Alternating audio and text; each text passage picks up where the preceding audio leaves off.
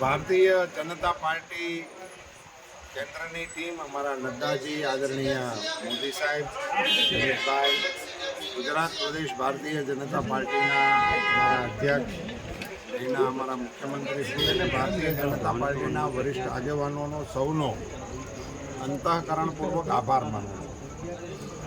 રાજકોટ મારા માટે ભારતીય જનતા પાર્ટીના પાઠ ભણવાનું કેન્દ્ર ગણાય.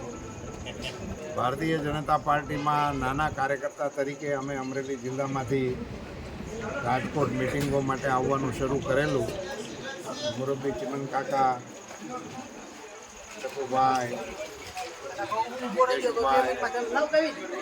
આંધી બાપાભાઈ, આ બધા આગેવાનોને મળવાનું થતું હતું અને એમની પાસેથી અમે પાર્ટીનું કામ શીખી અને પાર્ટીનું કામ કરતા થયા હતા. જે નગરમાંથી મોદી સાહેબને લડવાનો અવસર મળ્યો હોય, જે નગરમાંથી પાર્ટીએ મને લડવા માટે તક આપી, એ માટે પાર્ટીનો આભાર માનું છું. રાજકોટ ભારતીય જનતા પાર્ટીનો એવો કિલ્લો છે કે ત્યાં ભારતીય જનતા પાર્ટીના કાર્યકર્તાઓની એવી પ્રબળ ટીમ છે, જેને કારણે ભારતીય જનતા પાર્ટી સમગ્ર રાજ્યની અંદર પોતાની શક્તિનું પ્રદર્શન કરી શકે છે. ખૂબ કસાયેલા, નીવડેલા કાર્યકર્તાઓની ખૂબ મોટી ફોજ છે. મારા માટે સૌભાગ્ય અને ગૌરવનો વિષય છે. પાર્ટીનો ખૂબ આભાર માનું છું.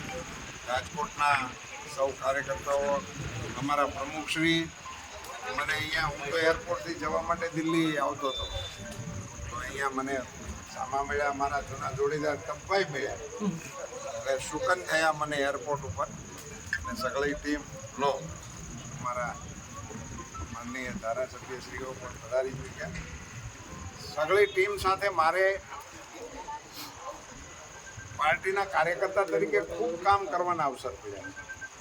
હું અહીંયા નગરપાલિકાની ચૂંટણીથી માંડી ધારાસભા અને સંસદની ચૂંટણીઓમાં પાર્ટીના કામ કરવા માટે અહીંયા અવારનવાર આવતો જ રહ્યો છું. એટલે ઉમેદવાર તરીકે અહીંથી મારા માટે આ એક નવો વિષય ગણી શકાય. અન્યથા તો આ મારું ઘર પણ ગણી શકાય. સાહેબ, જે રીતના એમ્સ આપી છે, ઇન્ટરનેશનલ એરપોર્ટ આપ્યું છે, કઈ રીતના સંચાલનની પ્રચાર રહેશે તમારો, કેવી લીડ રહેશે? હું એમાં મારું કશું એડ કરવાના મતનો નથી. નિકાલસ રાજકોટની અહીંની જે પરંપરા છે, અહીં કસાયેલી ટીમ છે ને કેળવાયેલા કાર્યકર્તાઓ છે, એટલે એ જે કહેશે એટલું અમે કરીશું. બાકી પાર્ટીના માર્ગદર્શનમાં અમે આખા રાજ્યની ચૂંટણીઓ લડીએ છીએ, એમાં અહીંની ચૂંટણી પણ લડીશું. ઉમેદવાર તરીકે હવે હું મારું નામ બોલે, નહીંતર હું અહીંયા આવીને ઉમેદવાર